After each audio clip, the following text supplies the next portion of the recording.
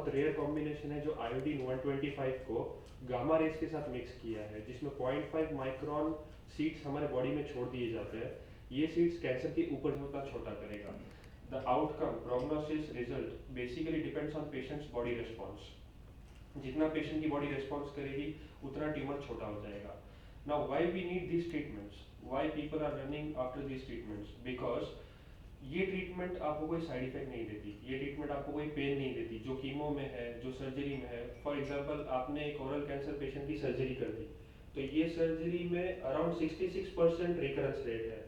उस पेशेंट को कैंसर फिर से 6 महीने बाद आ जाएगा, 1 साल बाद आ जाएगा या 2 साल बाद आएगा, but he is at risk of 66%। हाँ।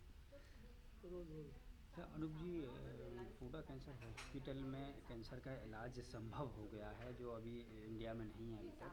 तो आपको क्या लगता है कि ये जो है कैंसर पर जो है विजय हम मान सकते हैं?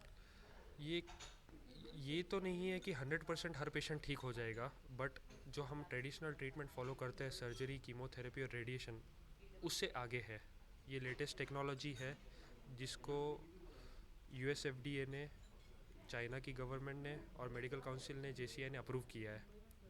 ये ट्रीटमेंट के बिना साइड इफ़ेक्ट, बिना कोई पेन, बिना कोई एक्सेस रिकरेंस के रिजल्ट्स मिल रहे हैं, तभी इसको सारे पूरी दुनिया में प्रमोट किया जा रहा है।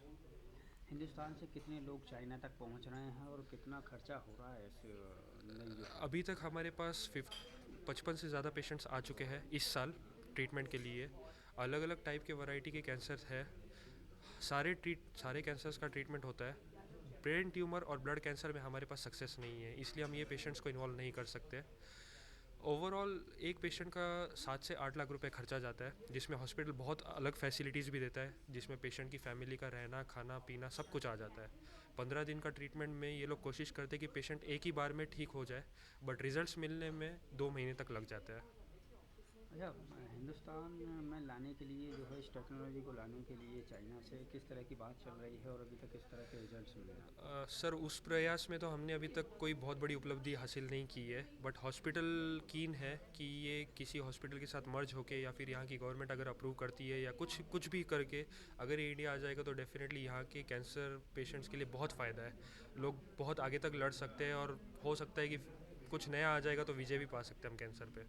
अच्छा, कुछ लोगों के बारे में कुछ ऐसे केस स्टडी आपको मिले होंगे कि भाई जो बिल्कुल डॉक्टर ने मना कर दिया था और वो है आज हमारे जिंदा है? पास मिस्टर मनीलाल जी गड़ा नाम से एक पेशेंट है जो पिछले नवंबर में हमारे पास आए थे, जिनको 11.4 सेंटीमीटर से भी बड़ा कैंसर लंग्स में था और 6.7 सेंटीमीटर से भी बड़ा कैंसर लीवर में था।